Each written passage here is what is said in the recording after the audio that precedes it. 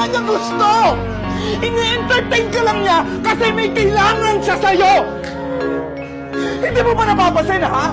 Na sweet lang siya sa'yo pag may kailangan.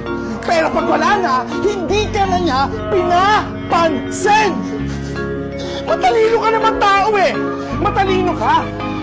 Isipin mo naman yung sarili mo! Unahin mo naman yung sarili mo! Mahalin mo naman yung sarili mo!